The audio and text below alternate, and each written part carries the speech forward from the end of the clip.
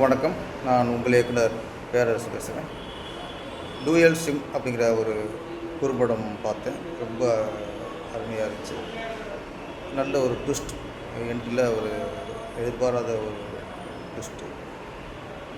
கபில் வேலவன் இயக்கியிருக்கார். ஜீவன் இதில் வந்து ஹீரோவாக நடிச்சிருக்காரு. ஜீவனோட நடிப்பு பிரமாதம். அந்த ஹியூமர் சென்ஸோட நல்ல நடிப்பு வெளிப்படுத்தியிருக்காரு. ஜீவனுக்கு நல்ல ஒரு எதிர்காலம் இருக்குது. அதில் கூட நடித்த 2 பெண்களுக்கும் நல்ல எதிர்காலம் இருக்குது. இயக்குனருக்கும் நடிகர்களுக்கும் பேரும் புகழும் வர வாழ்த்துகிறேன். நீங்களும் டூயல் சிம் குறும்படத்தை கண்டு கழியுங்கள். வணக்கம், நான் நடிகர் முத்துக்காலை. ஒரு குறும்படம் ஒன்று பார்த்தேன், ரொம்ப சிறப்பாக இருந்தது. குறும்படத்துடைய பேர் வந்து டூயல் சிம். டூயல் சிம் அப்படிங்கிற ஒரு குடும்பத்தில் மொத்தமே ஒரு 3 கேரக்டர் வச்சு ஒரு 9 நிமிடங்கள் ரொம்ப அழகாக மெலோடி ட்ராமாவாக கொண்டு போய் ஒரு கிளைமேக்ஸில் ஒரு ட்விஸ்ட், எதிர்பாராத ஒரு திருப்பத்தை வச்சு ரொம்ப சிறப்பாக பண்ணியிருக்கிறாங்க. பட் இந்த படத்தினுடைய ஹீரோ, இந்த ஷார்ட் ஃபிலிமுடைய ஹீரோவாக நம்ம ஜீவன் அவர்கள் ரொம்ப சூப்பராக அலட்டிக்காமல் நடிச்சிருக்காரு. அதுக்கப்புறம் வந்து கபில் வேலவன் இந்த படத்துடைய இயக்குனர் ஒரு 9 நிமிஷத்தில் என்ன சொல்லணுமோ அந்த கதையை அதை ஷார்ட்டாக அங்கங்கே சுற்றாமல் கொஞ்சம் ஷார்ட்டாக ஸ்வீட்டாக சொல்லியிருக்காரு. பட் இந்த ஷார்ட் ஸ்டோரியில் வந்து ஹீரோ ஒரு டைலாக் சொல்வார். அந்த பொண்ணு 2களையும் பார்த்து, நீங்கள் 2 பேரும் ரொம்ப அழகாக இருக்கீங்க அப்படின்னு. அந்த மாதிரி அந்த பொண்ணுங்க 2மே ரொம்ப அழகாகவும் இருக்குது. பட் பர்ஃபார்மன்ஸும் ரொம்ப அருமையாக பண்ணியிருக்காங்க. பேக்ரவுண்ட் ஸ்கோரும் நல்லா சிறப்பாக பண்ணியிருக்காங்க. அதனால் இந்த டூயல் சிம் அப்படிங்கிற டைட்டிலே வந்து எல்லாத்துக்குமே தெரிஞ்ச ஒரு டைட்டில் தான். ஏன்னா இன்றைக்கி எல்லா குழந்தைகள் முதற்கொண்டு 6லிருந்துலாம் சொல்ல முடியாது, 1லிருந்து 100 வரை எல்லாருமே கையில் மொபைல் வச்சுருக்காங்க. அந்த மொபைலில் டூயல் சிம் கண்டிப்பாக இருக்கும். அந்த மாதிரி டூயல் சிம்ங்கிற டைட்டிலே எல்லாத்துக்கும் ரீச் ஆகக்கூடிய ஒரு டைட்டில். இந்த டூயல் சிம் ஷார்ட் ஃபிலிம் மாபெரும் வெற்றியடைய என்னுடைய மனமார்ந்த வாழ்த்துக்களை தெரிவித்துக் கொள்கிறேன். இதில் ஒர்க் பண்ணிய அனைத்து தொழில்நுட்ப கலைஞர்களுக்கும் என்னுடைய மனமார்ந்த வாழ்த்துக்கள். நன்றி. எல்லாருக்கும் வணக்கம். என் பேர் கபில் வேலவன். நான் டூயல் சிம் படத்தோட டைரக்டர். என்னோடய எக்ஸ்பீரியன்ஸ்னு பார்த்தீங்கன்னா அது கூட ஷார்ட் ஃபிலிம் பண்ணியிருக்கேன். மயங்கிய புது ஒரு ஷார்ட் ஃபிலிம் பண்ணியிருக்கேன். டிசம்பர் 8 ஒரு காலில் ஒரு வெப் சீரிஸ் பண்ணியிருக்கேன், யூடியூப் வெப் சீரிஸ். பேசிக்காக நான் ஒரு தியேட்டர் ஆர்டிஸ்ட்டு, ஆக்டிங் ட்ரெயின் கூட பண்ணுவேன். அண்ட் படங்கள் நடிச்சிருக்கேன், நடிகராகவும் இருக்கேன். இப்போ ரீசெண்டாக டிசின்னு ஒரு படம் பண்ணியிருக்கேன், லோகேஷ் கனகராஜ் சார் கூட. அப்புறம் இந்தியன் 2 பண்ணியிருக்கேன், குயின் வெப் சீரிஸ் பண்ணியிருக்கேன். என்னோட எக்ஸ்பீரியன்ஸ் இதுதான். டூயல் சிம் ஸ்டார்ட் பண்ணப்பட்டது எனக்கு ஒரு தினேஷ் ஃப்ரெண்டோட ஃப்ரெண்டு. ஸோ எனக்குன்னு ஒரு சப்ஜெக்ட் பண்ணோம், ஒரு காமெடியாக இருக்கணும், ஒரு காமெடி சேனல் ஒன்று ஸ்டார்ட் பண்ணலாம் அப்படின்னு சொல்லி, சரி இந்த செட்டையருக்கு ஏற்ற மாதிரி ஏதோ ஒரு சப்ஜெக்ட் பண்ணலாம் அப்படின்னு சொல்லி தான் இதை ஸ்டார்ட் பண்ணேன். இதெல்லாம் பார்த்துருப்பீங்கன்னு நினைக்கிறேன். ஸோ இதுதான் என்னோட எக்ஸ்பீரியன்ஸ். தேங்க்யூ. எல்லாருக்கும் வணக்கம். டூயல் சிம்மோட ஹீரோ நான். ஸோ என்னை இன்ட்ரடியூஸ் பண்ணியிருக்கிறது ஃப்ரெண்டு தினேஷ். ஸோ மச்சான் கபில். ஸோ இந்த ப்ராஜெக்ட் வந்து எனக்கு ஃபஸ்ட்டு ப்ராஜெக்ட்டு. ஸோ நான் நல்லா பண்ணியிருக்கேன்னு சொல்லி நம்புகிறேன். பேர் அகில் ரகுமான். அந்த படத்தோட ஒளிப்பதிவாளர். ஃபஸ்ட்டு கபிலனாக வந்து தேங்க்ஸ் சொல்லணும். அவர் தான் அந்த படத்துக்கு இம்ப்ரூவ் பண்ணார். ஸோ ஸ்டார்டிங்கில் அந்த படத்தோட எக்ஸ்பீரியன்ஸாக நான் எப்படி ஷேர் பண்ணணும்னு நினைக்கிறேன்னா, அது ஒரு ஆல்ரெடி ஒரு லொக்கேஷன் நம்ம பிளான் பண்ணியிருந்தோம். ஸோ அந்த லொக்கேஷன் கிடைக்காதப்போ இருக்கிற லொக்கேஷனில் என்ன பண்ணலாம்னு சொல்லி அந்த இடத்துல ஒரு க்ரியேட்டிவ் டிசிஷன் எடுத்து பண்ணதே எனக்கு ஒரு பெரிய எக்ஸ்பீரியன்ஸாக இருந்துச்சு. என்னோட எக்ஸ்பீரியன்ஸ் தான் செலின் சார்ட்ட அசிஸ்டண்ட்டாக ஒர்க் பண்ணியிருக்கேன். டூலர் தாரத்தப்பட்டி பண்ண கேமராமேன் செலின் அவர்கிட்ட அசிஸ்டண்ட்டாக ஒரு 2 படம் ஒர்க் பண்ணேன். ஸோ தனியாக வெளியே வந்து ஃப்ரீலான்ஸாக இப்போ ப்ராக்டிஸ் பண்ணுறேன். சினிமாட்டோகிராஃபி அடுத்தடுத்து படங்கள் ட்ரை பண்ணிட்டுருக்கேன். வணக்கம், என் பேர் தினேஷ். நான் வந்து ஆக்சுவலாக வந்து ஆர்டிஸ்ட்டு, சீரியல்ஸ் படங்கள் பண்ணிகிட்ருக்கேன்.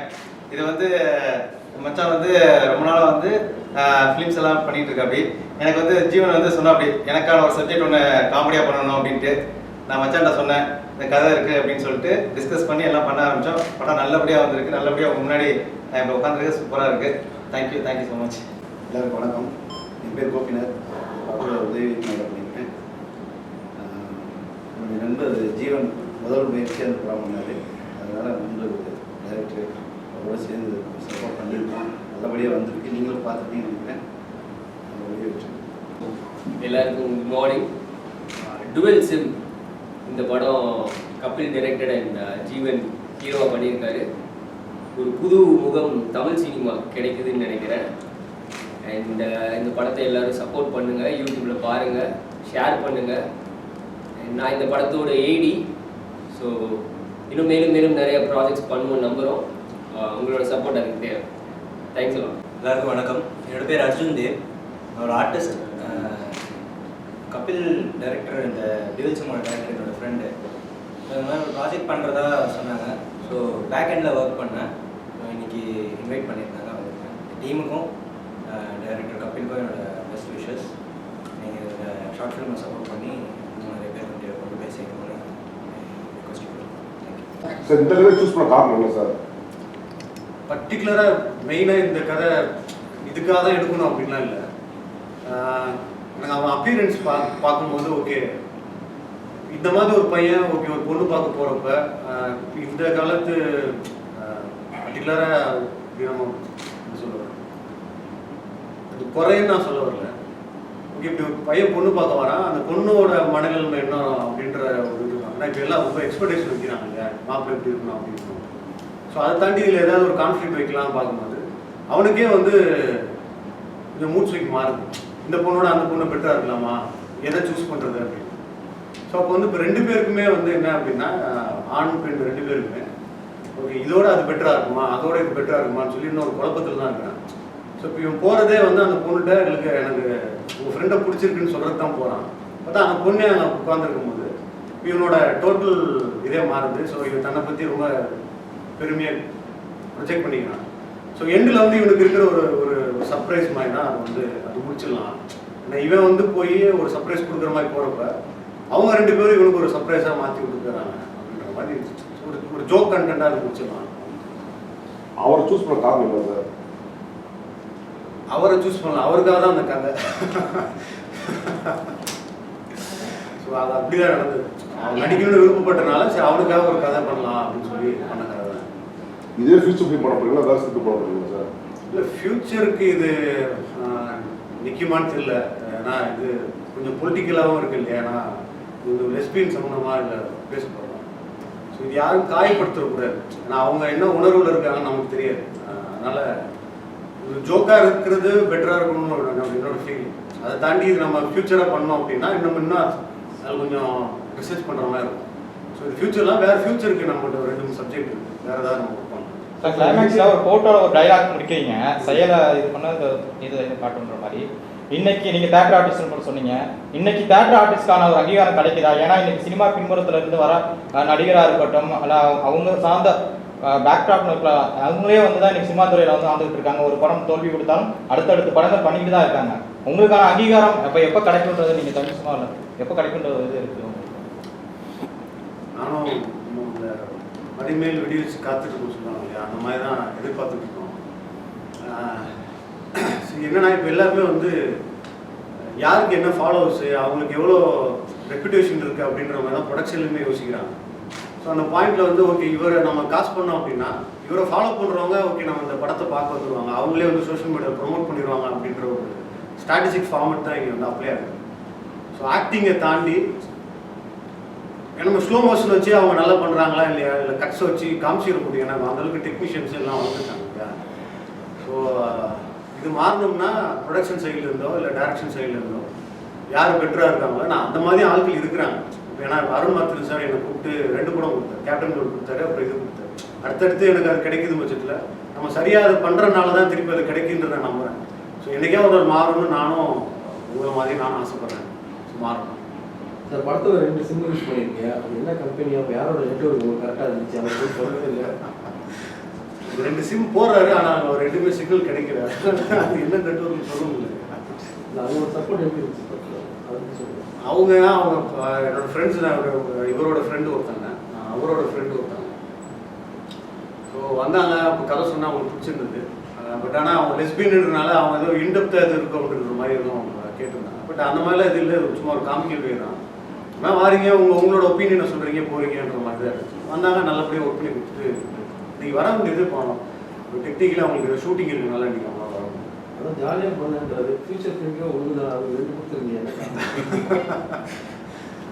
டியூவல் சிம் அதுதானே அதுக்கு அந்த பர்பஸ் ஆஃப் டியூவல் சிம் அதுதான் அது முடியணும்.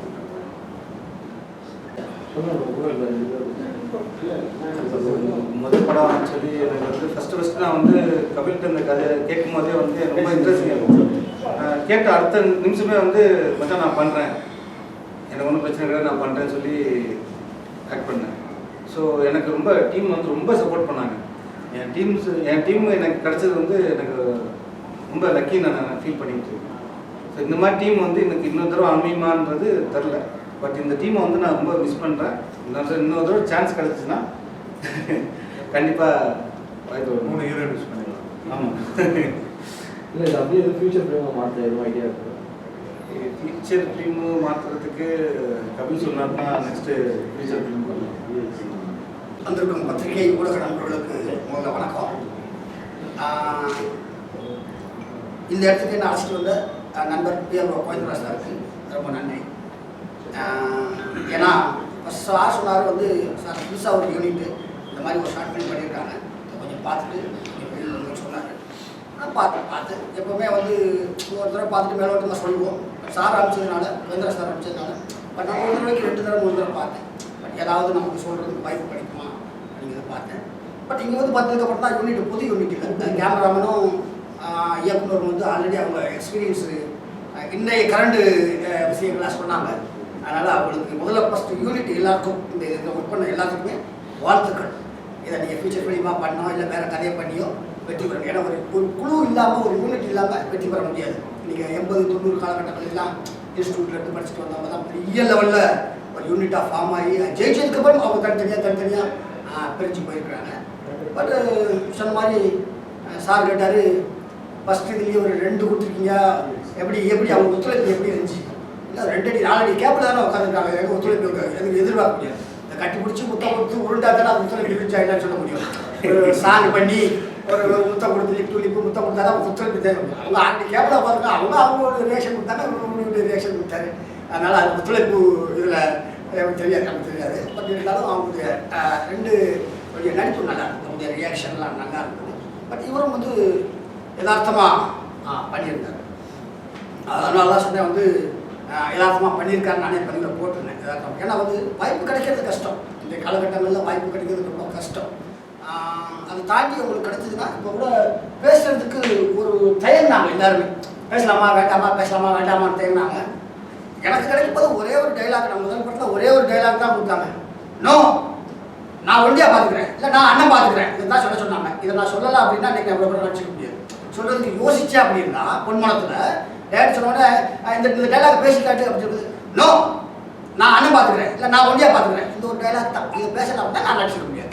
அப்போ நம்ம தயங்கக்கூடாது. அது கிடைக்கும், வாய்ப்பு கிடைக்கிறது ரொம்ப கஷ்டம். பட் கிடைச்ச வாய்ப்பை சரியாக பயன்படுத்திக் கொள்வது புத்திசாலி தரும். அது எல்லாத்துக்குமே தெரிஞ்ச விஷயம் தான். நான் அவனுக்கு புதுசாக சொல்ல சார் சொன்னார், இயக்குனர் சொன்னார்.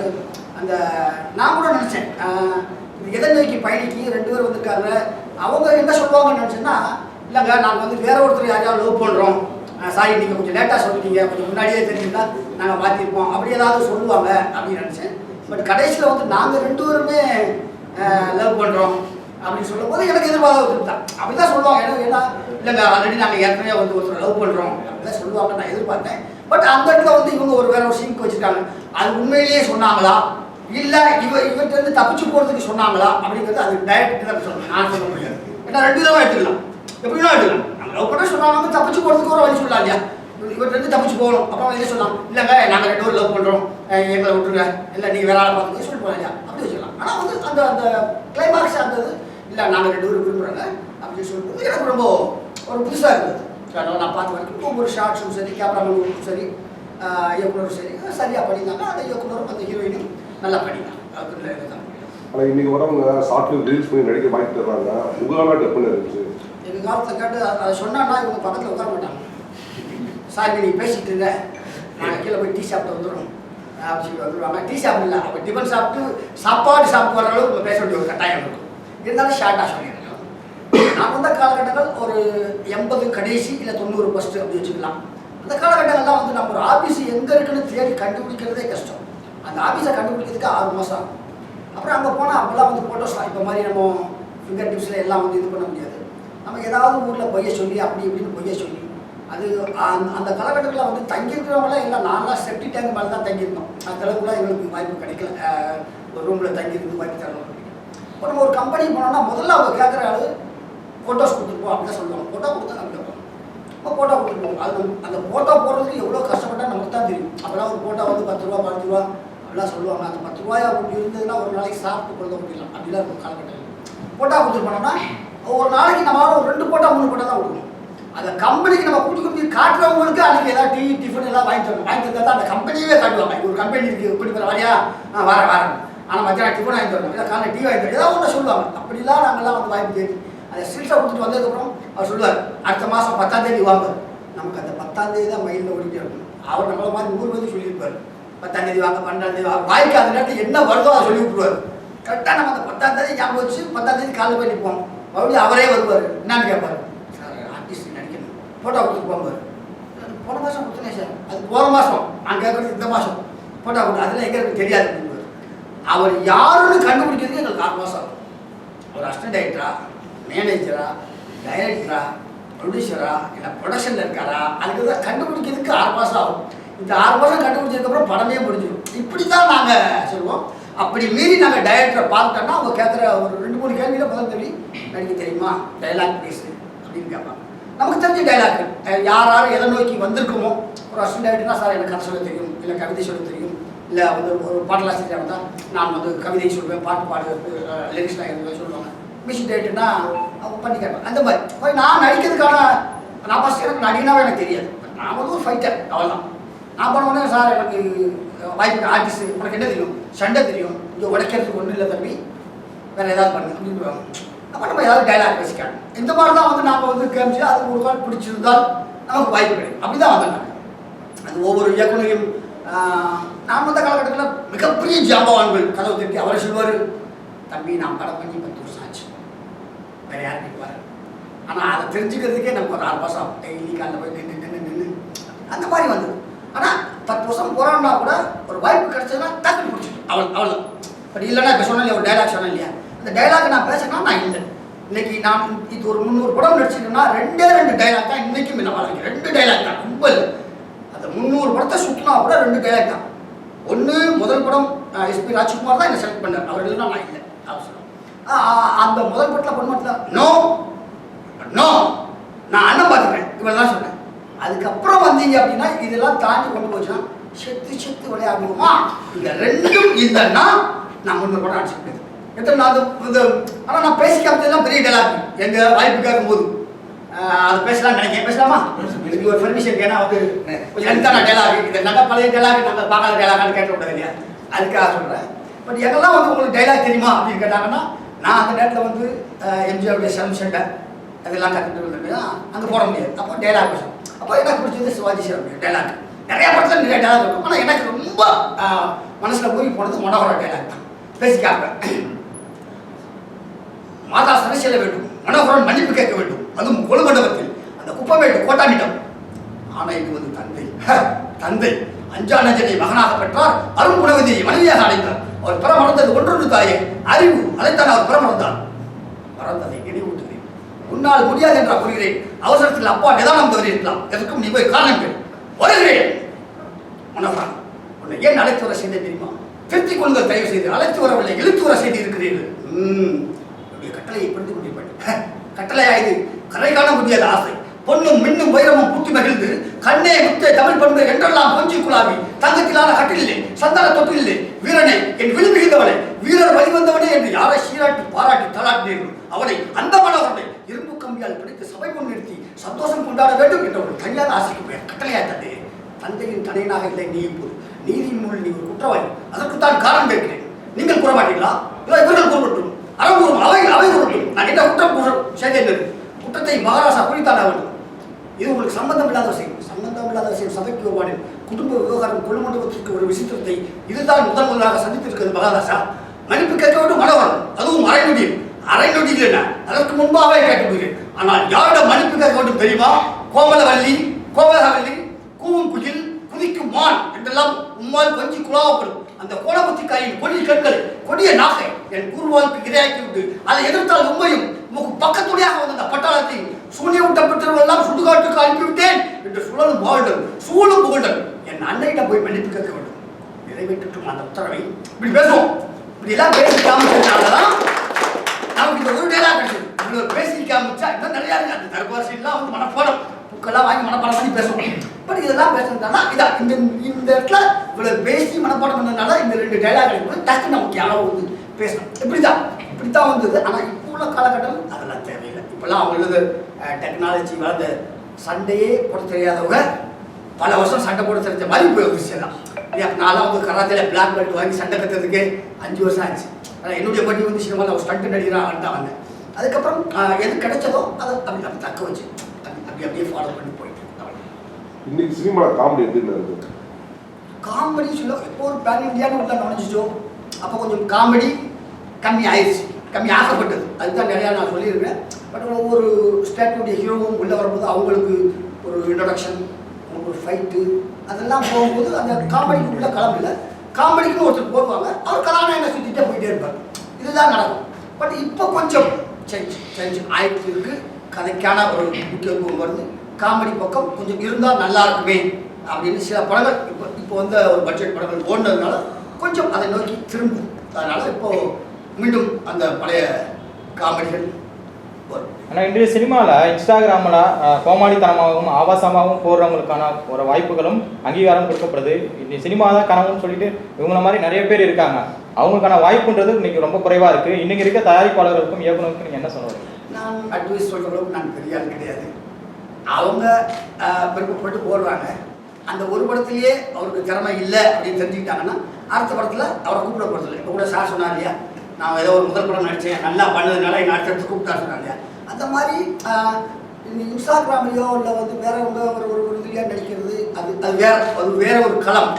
ஆனால் சினிமாவில் நடிக்கிறது ஒரு டைலாக் பேசி முடிச்சவொடனே டக்குன்னு இந்த நேரத்தில் திரும்பணும்னா அந்த நேரத்தில் கரெக்டாக திரும்பணும். ஏன்னா நான் வடிவேல் பட்டறையில் பட்டாதிக்கப்பட்டவன். அவரெல்லாம் எந்த நேரத்தில் அந்த அந்த ரியாக்ஷன் கொடுக்க சொல்கிறாரோ அந்த இடத்துல கொடுக்கலாம் அப்படின்னா நம்ம 6 கிலோமீட்டருக்கு அந்த பக்கத்தை கொண்டு போயிட்டுவார்.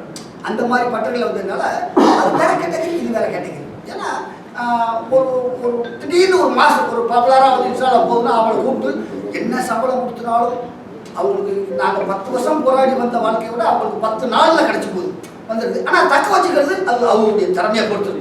அதனால் இயக்குனருக்கும் ஃபஸ்ட்டு தயாரிப்பாளர் அவருக்கு அந்த ஆர்டிஸ்டை பிடிச்சிருந்து கூப்பிட்டு கேட்குற சம்பளத்தை கொடுத்து நடிக்க வச்சு ஒரு நல்லா நடிச்சாருன்னா அவருக்கு அடுத்த கேட்டகரி போகுது. எத்தனையோ பேரை பார்த்துருக்கோமே இன்ஸ்டாலியோ அங்கே ஃபேமஸ் ஆனவங்களாம் வந்து 2-3 படத்தில் நடிச்சுட்டு அதுக்கப்புறம் வந்து காணாமல் போனவங்களாம் நிறையா இருக்கிறாங்க.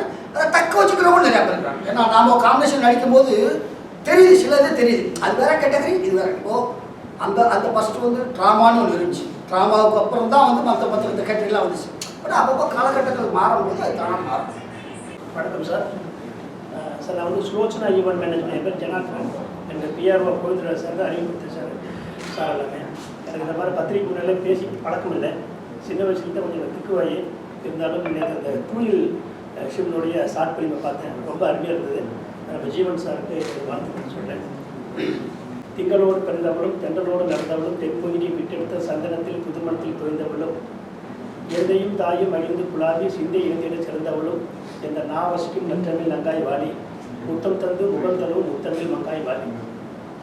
இந்த டூயல் சிம் இந்த ஜீவன் சார்களும் ஏனைய ஆக்டர் அனைவர்களுக்கும் என்னுடைய வாழ்த்துக்களை சொல்லி நீங்கள் அனைவரும் பல்லாண்டு வாழ வேண்டும். பல்லாண்டு பல்லாயிரத்தாண்டு பல கோடி 100,000 பல்லாண்டு விண்ணோர் மணிவண்ணாவும் சேவடிய செவிய திருக்காப்பூர் அடிய ஓடும் நின்றேண்டி பெருவேண்டி 1000 பல்லாண்டு வடிவை நின்களும் மார்பிலே வாழ்கின்ற மங்கையும் பல்லாண்டு வடிவை சோதி வளர்ப்புடைய சுடராளியும் பல்லாண்டு படைவோருக்கும் உடகமா பாஞ்சு சனியும் பல்லாண்டு வாடாரப்பட்டு வந்து நிதிட்டு வந்து வடிவல் பூமி ஊடாரப்பட்டு வந்து நிதி குடிமுக ஓட்டம் 7ஆம் காலம் படிக்கிறோம் நாங்கள் ரேகதவான் இலங்கை படைவோடு பல்லாண்டு வாழ வேண்டும் என்று சொல்லி இந்த வாய்ப்பு கொடுத்த அனைவருக்கும் என்னுடைய வாழ்த்து சொல்லி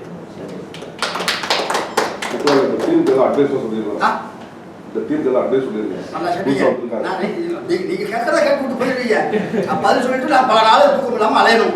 அவங்க அட்வைஸ் சொல்லிட்டு இதெல்லாம் அட்வைஸ் சொல்லிட்டு வேடா தகுதியில் போனது வேறு 4 பேருக்கு கமெண்ட்ல போட்டு அப்புறம் நான் வந்து டீ குடிக்கிறது கூட வந்து தலை தொங்க போட்டே பிடிக்கும். அட்வைஸ் பண்ணுறது யாருக்கு அட்வைஸ் பண்ணுறது? அவங்க தான் எனக்கு அட்வைஸ் பண்ணணும். என்ன அட்வைஸ் பண்ணால் இவ்வளோ நாள் நீங்கள் வந்து சினிமாவில் இருக்கீங்களா சார், என்ன சார் பேச சாதிச்சிங்கன்னு கேட்டாங்கன்னா அதுக்கு நான் சொல்லலாம். அவங்க வந்து இப்போ தான் வந்து அடுத்த ஸ்டெப்பு இப்போ நம்ம உங்களுக்கு அட்வைஸ் பண்ணு வச்சுக்கோங்களேன், அடுத்த ஃபங்க்ஷன் எங்கேயாவது பார்த்தா இவ்வளோ கூடாது சார் சொல்லி சொல்லுவாங்க. ஏன்னா இப்போ உள்ள வேகம் அந்த மாதிரி. ஏன்னா நாம் சொல்கிறோம் வந்து எம்ஜிஆர் சொல்லுவாங்க, எம்ஜிஆர் நாடோடி மன்னரில் ஒரு டைலாக் பேசுவாங்க. எம்ஜிஆர் படத்தில் நிறைய 1900 நாடோடி அவ்வளோ டைலாக்கள் இருக்கும். அதில் நீ மாளிகையில் நின்று கொண்டு மக்களை பார்க்கிறவன், நான் மக்களோடு நின்று கொண்டு மாளிகையை பார்க்கிறவன், உன்னை விட எனக்குத்தான் தெரியும் ஆட்சி செய்வது எப்படி என்று. அந்த மாதிரி சொல்லுவார். மதம் கொண்ட யானை என்ன செய்திருப்பா, சினம் கொண்ட சிங்கத்தின் தோற்று ஓடும். அந்த மாதிரி டைலாக்லாம் இவங்க இன்றைய யதார்த்தமான வாதிகள். இவங்களாம் ஜெயிக்கணும். அவ்வளோ இந்த ஊரை விட்டு ஓடி வந்த 10 பேர் ரன்னிங் ரேஸில் ஓடுறாங்கன்னா 10 பேர் நம்பர் 1 வர முடியாது. அதான் 1, 2, 3 தான் செலக்ட் பண்ணுவோம். அதான் அந்த 3 விதத்தில் வர்றதுக்கான முயற்சிகள். நேற்று கூட நான் ஒரு யூடியூப்பில் பார்த்தேன். நான் சொல்கிறது வந்து ஒருத்தருக்கு ஒரு பாயிண்டாக சொல்லுவாங்க. கடைசி வரை போராடி பெரும் தோல்வியும் ஒரு வெற்றியே அப்படின்னு நான் சொல்வேன். அவன் அது இன்னொருத்தர் சொல்லும்போது வேற மாதிரி சொல்கிறார். ஜெயிக்கிற வரைக்கும் ஓடக்கூடாது, ஜெயிக்கிறதுக்காக ஒவ்வொருத்தருக்கும் ஒரு மாதிரி சொல்கிறாங்க. அதனால் இது ஒவ்வொருத்தருக்கும் ஒவ்வொரு திறமை இருக்குது. அவங்களுடைய திறமையை பயன்படுத்திட்டு முன்னேறும். ஏன்னா இப்போது ஒரு 10 வருஷத்துக்கு முன்னாடி நம்ம இந்த எக்ஸ்பீரியன்ஸுக்காக தான் கேட்குறாங்க. இப்போ நீங்கள் ஒரு 20 வருஷமே இருக்கீங்களே, இதை பற்றி கொஞ்சம் சொல்லலாம் கேட்குறாங்க. நம்மகிட்ட புதுசாக சார் இப்போ தான் ஊரை வந்திருக்கோம், எப்படி சார் மூவ் பண்ணணும் இப்படி போகணும்னு கேட்பாங்க. ஒரு 2 வருஷம் கழிச்சு நம்மகிட்டே வந்து சொல்லுவாங்க, சார் நீங்கள் நினைக்கிற மாதிரி சினிமா இல்லை, இப்படி போனீங்கன்னா ரொம்ப நாள் ஆகும், நாங்கள் போயிட்ட பாருங்க, நாங்கள் இப்போது இப்படி வந்திருக்கோம் அப்படின்னு நமக்கு சொல்லுவாங்க. அதனால் இப்போ யாருக்கும் ஏதாவது கருத்து சொல்கிறத விட கம்முன்னு இருக்கிறது தான் பெட்டர், நமக்கு பெட்டர். ஆமாம். அதனால் வந்து இந்த டூரிசம் உண்மையிலே எல்லாருடைய பார்வைக்கும் போகணும். அவ்வளோதான். வேற ஒன்றும் சொல்லு. சப்போஸ் இயக்குனர் இதை ஃபியூச்சர் ஃபிலிமா பண்ணார்னா ஏன் வாய்ப்பு கொடுக்கணும். அவ்வளோதான். நம்ம எந்த இடத்துல ஏதாவது விட்டு போடுறது தானே, நம்ம அதுக்கு தானே இருக்கும். அந்த மாதிரி அவ்வளோதான் சார். சார் நீங்கள் எப்போ ஈவெண்ட் பண்ணாமல் பிரம்மாண்டமாக இருக்கும், நிறைய நடிகை பெரிய செலிபிரிட்டிஸ் தான் பண்ணுவீங்க. இந்த படம் நீங்கள் ஷார்ட் ஃபிலிம் நீங்கள் பார்த்துருக்கீங்க, எப்போவுமே உங்களோட ஈவெண்ட்டில் வந்து அங்கீகாரம் கொடுப்பீங்க, எல்லாரோட பார்த்துருக்கீங்க, இவங்களுக்கான அங்கீகாரம் உங்கள் கண்டிப்பாக சார். நான் வந்து எல்லா காலேஜஸ்க்கு வந்து கண்டிப்பாக நான் கொண்டு போகிறேன். எப்பவுமே டெய்லி நான் 2000 ஸ்டூடெண்ட்ஸ் மத்தியில் தான் நம்ம ட்ராவல் பண்ணுறோம். தமிழ்நாட்டுக்கு அனைத்து காலேஜஸ்க்கும் எனக்கு நல்ல பழக்கம். எல்லாமே தமிழ் சொற்பொழி படங்கள், இந்த சினிமா ஆக்டர்ஸ் எல்லாமே நான் அடிக்கடி கூட்டிகிட்டு போகிறேன். இது ஷார்ட் ஃபிலிமே கண்டிப்பாக நான் எல்லா இடத்துக்கும் நான் எடுத்துப்பேன். என்னுடைய சப்போர்ட் பண்ணிட்டேன்.